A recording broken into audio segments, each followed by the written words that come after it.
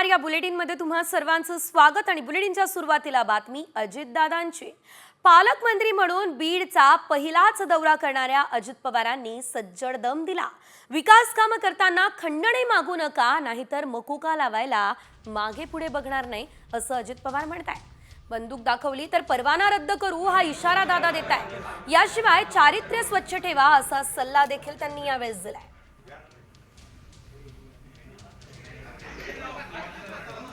चुकीचं वागला तर तुम्हाला कार्यवाही केली जाईल. तुमच्यावर जे काही नियम आहेत त्या पद्धतीनं कलम लावली जातील. सातत्य ते राहिलं तर मकोका पण लावला जाईल. कारण 3-4 केसेस एखाद्याच्यावर लागल्या, 4 एक गंभीर स्वरूपात तर ते होतं.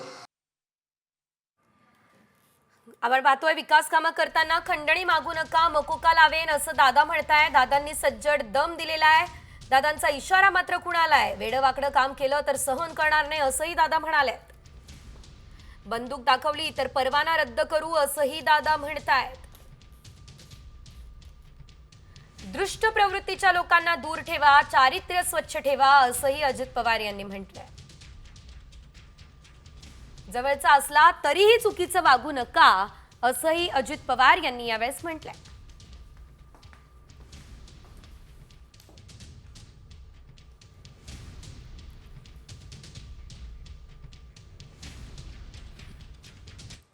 तर अजित पवारांनी कार्यकर्त्यांना हा इशारा दिला. मात्र अजित पवार यांचा नेमका रोख कुणाकडे याची चर्चा आता रंगलेली आहे. यानंतर पुढची महत्त्वाची बातमी बघूयात. सरपंच हत्या प्रकरणी मंत्री धनंजय मुंडेंच्या राजीनाम्यासाठी सामाजिक कार्यकर्त्या अंजली दमानिया यांनी मुख्यमंत्री फडणवीस यांची भेट घेतली. तर साम टीव्हीच्या ब्लॅक अँड व्हाईट या मुलाखतीत दमानियांनी ही माहिती दिली. मात्र मुंडे आपल्या पक्षाचे नाही आहेत असं फडणवीसांनी सांगितलं. ही माहिती दमानियांनी दिली.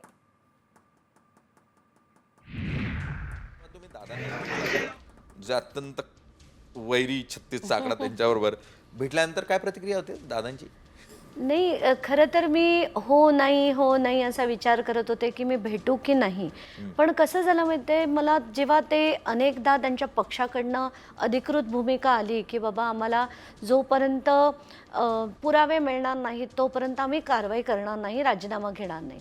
हे एकदा ऐकलं, दोनदा ऐकलं, तीनदा ऐकलं. असं वाटलं की पुरावे आणि मी माध्यमांमध्ये देत होते पण ते आम्हाला मिळाले नाहीत असं सांगून मोकळे होतील. म्हणून मी ठरवलं की आता यांच्या पक्षाच्या अध्यक्षांना, कारण त्याच्या आधी मी SP-ना दिले, ADG-ना दिले, DG-ना दिले, मुख्यमंत्र्यांना दिले. आता मुख्यमंत्री हवं तर कुठल्याही मंत्र्याचा राजीनामा मागून घेऊ शकतात. पण जर मुख्यमंत्री म्हणाले की ते माझ्या पक्षाचे नाही आहेत, म्हणून मी ठरवलं की आता यांच्या पक्षाचे अध्यक्ष अजित पवार आहेत आणि त्यांचा आणि माझा किती सख्य आहे पूर्ण महाराष्ट्रालाच माहिती आहे. तर ब्लॅक अँड व्हाईट या मुलाखतीमध्ये अंजली दमानिया यांनी नेमकं काय म्हटलं हे आपण पाहिलं. शिवाय त्यांनी थेट फडणवीस काय बोलले हे देखील सांगितलंय. याशिवाय इतर काही मोठ्या आणि महत्त्वाच्या बातम्या आहेत ज्यांचा आढावा घेऊयात वेगवान स्वरूपात. मुंबईकरांची ट्रॅफिकमधून सुटका व्हावी यासाठी परिवहन विभागाने महत्त्वाचे निर्णय आता घेतलेले आहेत. तर मुंबईमध्ये पुढच्या 5 वर्षांमध्ये जलवाहतूक वाढवण्याचा निर्णय परिवहन विभागानं घेतलाय. येत्या 3 महिन्यात जलवाहतुकीचा आराखडा तयार करण्याचे आदेशही देण्यात आले आहेत.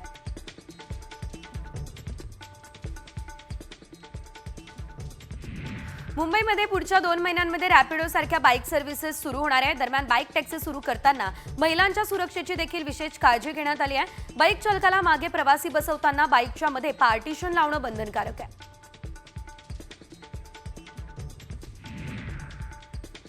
मुंबई पुणे मार्गावरील बोरघाट मिसिंग लिंकला हुतात्मा वीर शिंगरोबा धनगर बोगदा नाव देण्याची मागणी करण्यात आली. भाजपचे गोपीचंद पडळकर यांनी मुख्यमंत्री फडणवीसांना पत्राद्वारे ही मागणी केली. वीर शिंगरोबांच्या शौर्यकथेला उजाळा देण्याची विनंती या पत्रात करण्यात आली आहे. सडकोने गतवर्षी दसऱ्याच्या शुभमुहूर्तावर माझे पसंतीचे घर म्हणत तब्बल 26,000 घरांची सोडत काढली. मात्र सिडकोच्या माझ्या पसंतीच्या घराला नागरिकांची नापसंती मिळत असल्याचं चित्र सध्या बघायला मिळत आहे. घरांच्या अवाढव्य किमतींमुळे सिडकोच्या घरांना अल्प प्रतिसाद दिला जातोय.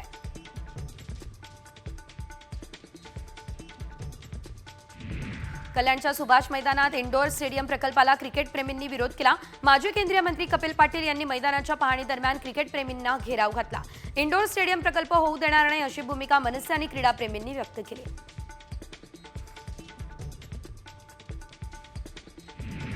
सुनीता विल्यम्स आणि बुच विल्मोर हे गेल्या 7 महिन्यांपासून आंतरराष्ट्रीय अंतराळ स्थानकावर अडकले. यातच आता अमेरिकेचे नवनिर्वाचित राष्ट्राध्यक्ष डोनाल्ड ट्रम्प यांनी एलॉन मस्क यांच्याकडे त्यांना परत आणण्यासाठी मदत मागितली आहे. याकडे दुर्लक्ष केल्यानं बायडन यांच्यावरती ताशेरे सुद्धा उडलेत. उपमुख्यमंत्री आणि बीडचे पालकमंत्री अजित पवार आज पहिल्यांदा बीडमध्ये पोहोचलेले आहेत आणि यावेळेस अजित पवार यांच्या उपस्थितीत जिल्हा नियोजन समितीची बैठक आहे. पर्यावरण मंत्री पंकजा मुंडे या बैठकीला उपस्थित राहणार अशी माहिती आहे. मात्र धनंजय मुंडेंच्या उपस्थितीबाबत सस्पेन्स कायम आहे. ठाकरे गटाचे नेते आदित्य ठाकरे यांनी पत्रकार परिषद घेतली. सरकारवरती थेट निशाणा साधला. मुंबईमधील सगळ्या जमिनी अदानींच्या घशात घालण्याचा प्रयत्न सरकार करतंय असं देखील यावेळेस आदित्य ठाकरे म्हणाले. तर हे सरकार जनतेसाठी आहे की अदानींसाठी, हा देखील सवाल आदित्य ठाकरेंनी केला.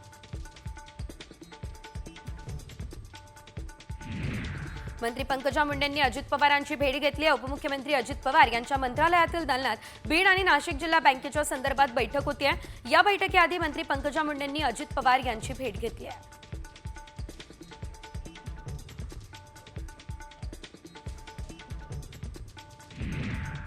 महाराष्ट्र वाऱ्यावर सोडून मुख्यमंत्री देवेंद्र फडणवीस नेहमीच दौऱ्यावर जातात असं म्हणत ठाकरे गटाचे खासदार संजय राऊतांनी देवेंद्र फडणवीस यांच्यावरती घणाघात केलाय.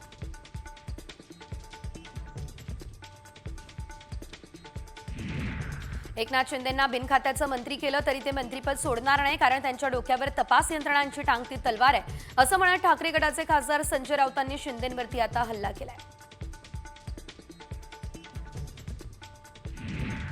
जिशान सिद्दीकींनी उपमुख्यमंत्री अजित पवारांची भेट घेतली आहे. यावेळेस पोलिसांच्या तपासावर संतुष्ट नाही असं ते म्हणाले. ज्यांचं नाव पोलिसांना दिलं त्या बिल्डर्सची चौकशी का करत नाही हा सवाल त्यांनी केला. सत्तेत असून माझी अशी अवस्था असेल तर जनतेचं काय, असंही सिद्दीकी म्हणाले.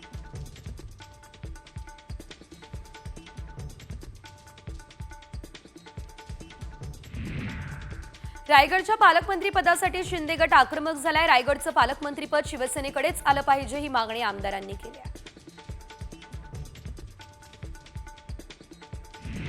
मराठा आंदोलक जरांगेंच्या उपोषणाचा 5वा दिवसीय उपोषणाची लढाई बंद. आता यावेळेस झकपक होणार असा इशारा जरांगेंनी दिला. सरपंच हत्या प्रकरणावरून लक्ष हटू नये यासाठी उपोषण मागे घेण्याचा निर्णय घेणार असंही जरांगे म्हणाले. मुख्यमंत्री फडणवीस यांच्या आमच्या आनंदावरती विरजण पाडू शकत नाही असा इशारा जरांगेंनी दिला. बदलापुरातल्या अक्षय शिंदे एन्काउंटर प्रकरणात वक्तव्य करणाऱ्या 2 मंत्र्यांना अक्षय शिंदेच्या वकिलांनी नोटीस बजावली. संजय शिरसाटांनी एन्काउंटर ही जनतेला आवडलेली कारवाई असं वक्तव्य केलं, तर योगेश कदमांनी गोपनीय अहवाल प्रसिद्ध केल्याचा आरोप अक्षयच्या वडिलांनी केला आहे. मंत्र्यांपाठोपाठ आता जिल्हाधिकारी, तहसीलदार आणि प्रांताधिकाऱ्यांना देखील आता गावभेट देण्याचे आदेश महसूल मंत्री चंद्रशेखर बावनकुळे यांनी दिले. शासनाच्या योजनांची प्रभावी अंमलबजावणी करण्यासाठी आणि जनतेचे प्रश्न सोडवण्यासाठी महसूल मंत्र्यांनी 11 कलमी परिपत्रकही जारी केलं. उद्धव ठाकरे गटाचे शेखर घोसाळे यांनी तालुका प्रमुख पदाचा कारभार हाती घेतला. नवीन वाद निर्माण झालाय. साळवी स्टॉप या शाखेतून कारभाराची सुरुवात करणार आहे अशी भूमिका घोसाळेंची आहे. त्यामुळे आगामी काळात शाखा कोणत्या ताब्यात राहणार हे पाहणं औत्सुक्याचं आहे.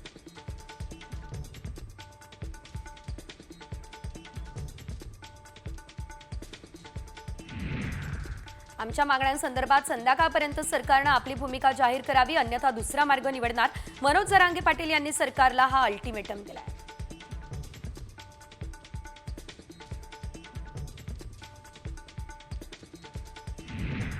जालन्यातील वडीगोद्रीत मराठा समाज आक्रमक झाला. मराठा आंदोलकांनी यावेळी सोलापूर धुळे महामार्गावर रास्ता रोको आंदोलन केलं. पोलिसांनी या आंदोलकांची समजूत काढण्याचाही प्रयत्न केला.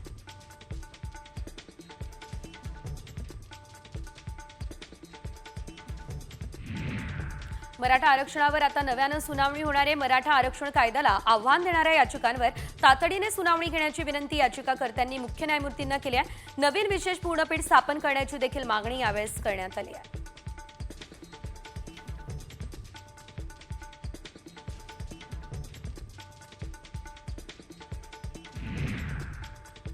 लाडकी बहीण या योजनेमध्ये परराज्यातल्या बोगस लाभार्थ्यांचं रॅकेट समोर आलं. लातूर आणि सांगली जिल्ह्यातल्या अंगणवाडी सेविका असल्याचं भासवून बोगस लॉग इन आयडी तयार करण्यात आले. या बोगस लॉग इन आयडीद्वारे 1171 अर्ज दाखल झाले.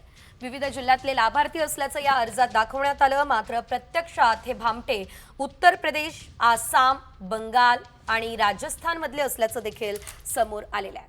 तर अस्पष्ट कागदपत्र आणि आधार क्रमांकांच्या आधारे फसवणूक होण्याचा या भामट्यांचा प्रयत्न होता आणि याबाबत आपण पाहतोय सोलापूर जिल्ह्यातल्या बार्शी शहर पोलीस ठाण्यामध्ये गुन्हा सुद्धा दाखल करण्यात आलेला आहे.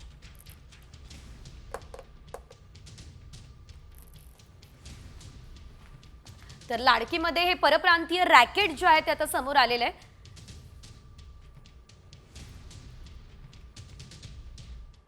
तर यामधल्या आरोपींची ओळख पटवून त्यांच्या अटकेचे प्रयत्न सुरू आहे असं थेट पोलिसांनी सांगितलं. त्यामुळे कारवाई नेमकी कधी होणार हाच मुख्य मुद्दा उपस्थित झालेला आहे. यानंतर बातमी लाडक्या बहिणींसंदर्भातलीच मात्र आणखी एक महत्त्वाची आहे, कारण लाडक्या बहीण योजनेमुळे वयोश्री योजनेचे लाभार्थी वेटिंगवर असल्याची धक्कादायक माहिती आहे. तर आपण जर पाहिलं तर सरकार लाडक्या बहिणींसाठी दर महिन्याला 3,750 कोटी रुपये खर्च करत आहे. सरकार एकीकडे महिलांची काळजी घेत आहे तर दुसरीकडे ज्येष्ठांकडे दुर्लक्ष करत आहे, ही वस्तुस्थिती आहे. मुख्यमंत्री वयोश्री योजनेअंतर्गत अर्ज केलेल्या 6.5 लाख ज्येष्ठांपैकी सुमारे 4 लाख लाभार्थ्यांना 3 महिन्यांपासून लाभच मिळालेला नाही आहे. विशेष म्हणजे विधानसभा निवडणुकीनंतर 17 ऑक्टोबर 2024 पासून नव्या ज्येष्ठांना वयोश्रीचे अर्ज करणं देखील आता बंद करण्यात आलं असल्याचं बघायला मिळत आहे. त्यामुळे लाडकीचा फटका वयोश्री योजनेला बसलेला आहे. एकूण अर्जदार 6.25 लाख आहेत. लाभ मिळालेले लाभार्थी मात्र केवळ 2 लाख. दरवर्षी 3,000 रुपये अनुदान दिलं जातं. मात्र अनुदानाच्या प्रतीक्षेतले अंदाजे लाभार्थी 4.9 लाख आहेत.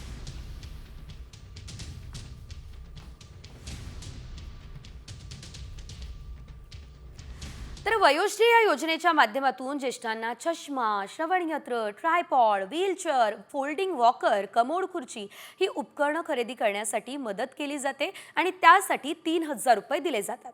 मात्र आता ज्येष्ठांना ही उपकरणंच घेता येत नाहीये असा फटका लाडक्या बहीण योजनेचा बसलाय. यानंतर इतर काही राज्यभरातल्या महत्त्वाच्या बातम्या वेगवान स्वरूपात 36 जिल्हे 36 रिपोर्टर्समध्ये. यवतमाळ शहरात जीएसटी पथकाचे छापे पडलेले आहेत. अप्सरा टॉकीज परिसरामध्ये आता प्लायवूड आणि हार्डवेअर दुकानांना या कारवाईमध्ये लक्ष करण्यात आलंय. काही दुकानांची शटर्स देखील सील करण्यात आली, त्यामुळे व्यापारी वर्तुळामध्ये खळबळ उडाली.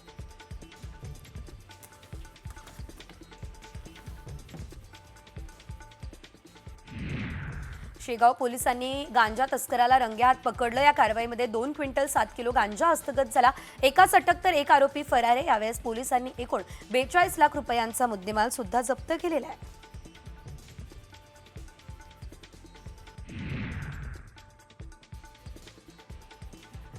अहिल्यानगरच्या श्रीरामपूर तालुक्यामध्ये वाळू तस्करांनी ऐदोस घातलाय. कारवाईसाठी गेलेल्या महसूल अधिकाऱ्यांचं पोलिसांवर वाळू तस्करांनी प्राणघातक हल्ला केलेला आहे. अवैध वाळू तस्करी विरोधात कारवाई दरम्यान पोलीस आणि महसूल कर्मचाऱ्यांवर दगडफेक झाल्या.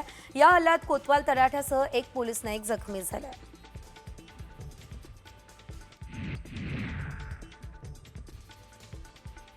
सोलापूर हैदराबाद राष्ट्रीय महामार्गावरील मुर्डापाटी ते नळदुर्ग बाह्यवळण रस्ता तब्बल 10 वर्षांच्या प्रतीक्षेनंतर वाहतुकीसाठी एका बाजूने खुला करण्यात आलाय.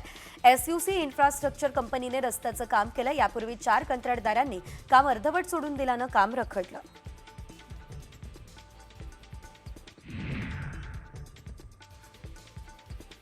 कोल्हापूर जिल्हा परिसरात टस्कर हत्ती धुमाकूळ घालतोय आणि या हत्तीने आपला मोर्चा लिलाव रांग या ठिकाणी शेतीकडे वळवला. टस्कर हत्तीकडून या परिसरातील ऊस शेती, केळी बागांचं मोठं नुकसान झालं असल्याचं देखील बघायला मिळत आहे. दररोज हत्तींकडून होणाऱ्या नुकसानीबद्दल शेतकऱ्यांमध्ये संतापाची लाट उसळली.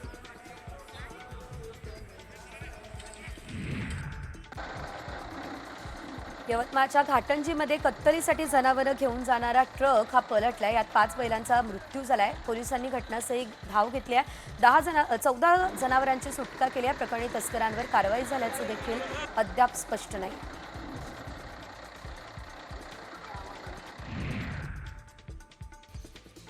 पुणे नाशिक महामार्गावर बोटा माळवडीमध्ये उभ्या असलेल्या आयशर टेम्पोला पाठीमागून कारची धडक बसली. या धडकेत पती पत्नीचा मृत्यू झाला. 2 जण गंभीर जखमी आहेत. जखमींवर रुग्णालयात सध्या तरी उपचार सुरू आहेत.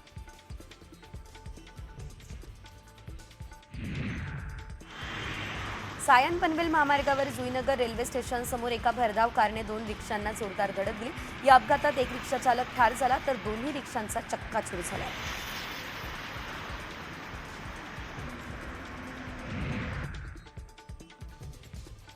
धाराशिवच्या तेरखेडामध्ये फटाक्याच्या कारखान्यात स्फोट झाला आणि या स्फोटात 6 जण भाजल्याची माहिती आहे. जखमींना उपचारासाठी रुग्णालयात दाखल करण्यात आले. तेरखेडा या ठिकाणी फटाका निर्मितीचे जवळपास 200 कारखाने आहेत.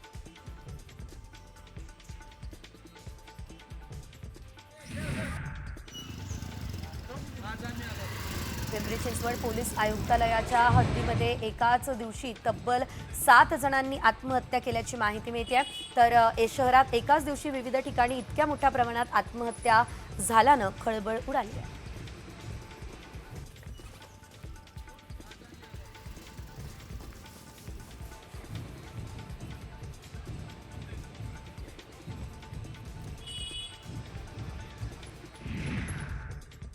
आणि यानंतर 10वी आणि 12वीच्या परीक्षांसंदर्भात एक मोठी बातमी. 10वी आणि 12वीच्या परीक्षेत गैरप्रकार झाल्यास परीक्षा केंद्रांची मान्यता कायमची रद्द करण्याचा इशारा बोर्डानं दिलेला आहे. याशिवाय परीक्षा केंद्रावर परीक्षा शिक्षक कर्मचाऱ्यांच्या नियुक्ती करण्याच्या निर्णयात बदल झालाय. आता गेल्या 5 वर्षात गैरप्रकार झालेल्या परीक्षा केंद्रांवर अन्य शाळांमधील शिक्षक कर्मचारी यांची नियुक्ती करण्याचे निर्देश देण्यात आले. लोकप्रतिनिधी संस्था चालक शिक्षक संघटनांनी आक्षेप घेतला. त्यामुळे आता हा निर्णय घेण्यात आला असल्याचं कळतं.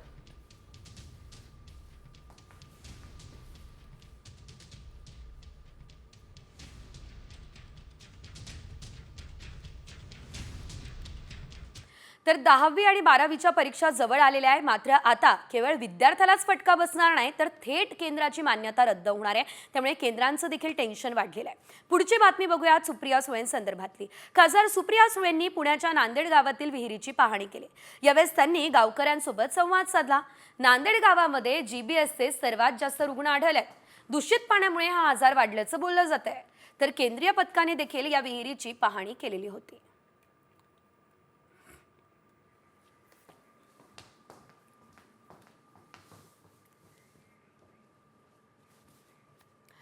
तर जीबीएसची रुग्णसंख्या दिवसेंदिवस वाढत चालल्यानं खरंच हा आजार दूषित पाण्यामुळे बळवलाय का हा प्रश्न उपस्थित झालाय. मात्र या संदर्भात अद्याप तरी आरोग्य विभागाकडून कुठलीच माहिती समोर आलेली नाहीये. याशिवाय पुढे घेऊयात बातम्यांचा वेगवान आढावा. मावळमधील गुलाबाच्या शेतीला परदेशी पाहुण्यांनी भेट दिली. यावेळी शेतकऱ्यांसोबत त्यांनी करार देखील केलेला आहे.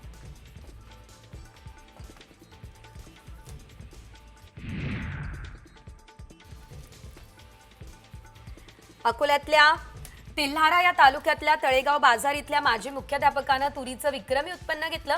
प्रत्येकी एकरातून 15 क्विंटल तुरीचे विक्रमी उत्पन्न घेतले. जवळपास 4 एकरातून 60 क्विंटल एवढं उत्पन्न या शेतकऱ्याला मिळालंय.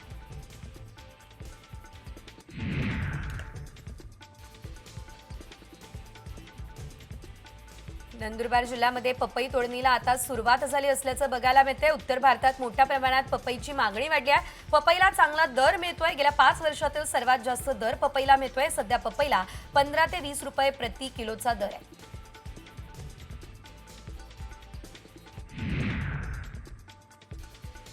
महात्मा फुले कृषी विद्यापीठाच्या शास्त्रज्ञांची टीम खराब झालेल्या कांदा पिकाची पाहणी करणार आहे. 2 दिवसांपूर्वी नाशिकच्या देवळा तालुक्यात तणनाशक फवारणी करण्यात आलेली होती आणि त्यामुळे जवळपास 100 एकरहून अधिक क्षेत्रावरील कांदा पीक पूर्णतः खराब झालं. शास्त्रज्ञ प्रत्यक्ष नुकसानग्रस्त शेतीच्या बांधावर जाऊन पाहणी करणार आहेत. छत्रपती संभाजीनगर शहरातल्या एका व्यापाऱ्याला हनी ट्रॅपमध्ये अडकवून त्याच्याकडून तब्बल 15 लाख रुपये लुटणाऱ्या एका महिलेसह 4 टोळीला पोलिसांनी बेड्या ठोकल्या. सिटी चौक रंगार गल्लीमध्ये ट्रॅप लावून 24 वर्षांच्या महिलेला 20,000 रुपये रोख घेताना ताब्यात घेतलं. या आरोपींकडून पोलिसांनी एक बंदूक देखील जप्त केली.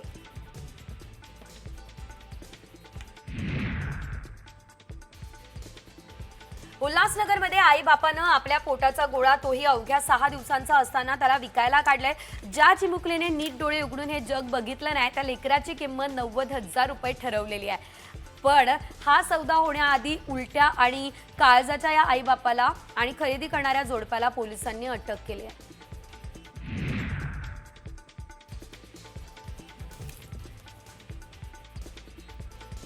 सांगली पोलिसांनी विटा या ठिकाणी कारवाई केली आहे. एमडी ड्रग्सच्या कारखान्याचा पर्दाफाश केलाय. या ठिकाणी तब्बल 29 कोटींचा एमडी ड्रग्स आढळलाय आणि या प्रकरणी अधिक तपास केला असता विटा येथील एमडी ड्रग्स प्रकरणात मुंबई आणि गुजरात कनेक्शन देखील समोर आलेलं आहे.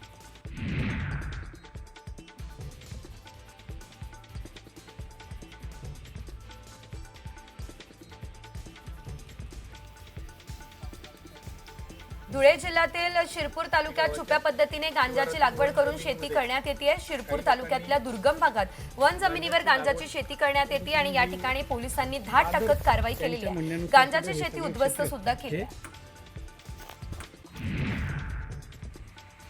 पिंपरी चिंचवड शहरातील आयटी सिटी हिंजवाडी पोलीस स्टेशन हद्दीत क्षुल्लक कारणावरून तरुणाला बेदम मारहाण झाली आहे. इतकंच नाही तर त्याच्या गुप्तांगाला बाम लावण्यात आलाय. या प्रकरणी पोलिसांनी 3 जणांना ताब्यात घेतलंय.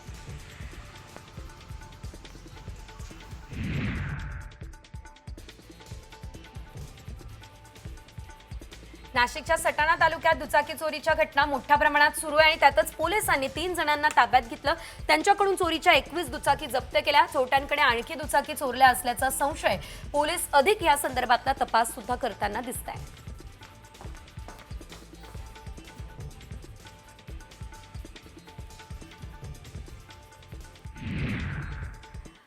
पुढची बातमी भंडाऱ्यातून, कारण भंडाऱ्याच्या कवलेवाड्यात वाघाच्या हल्ल्यात एका महिलेचा मृत्यू झालाय.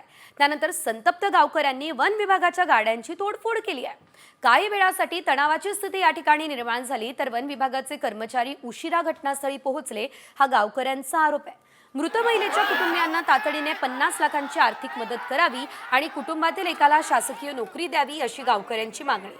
दरम्यान वाघाला वन विभागानं जेरबंद केलेलं आहे.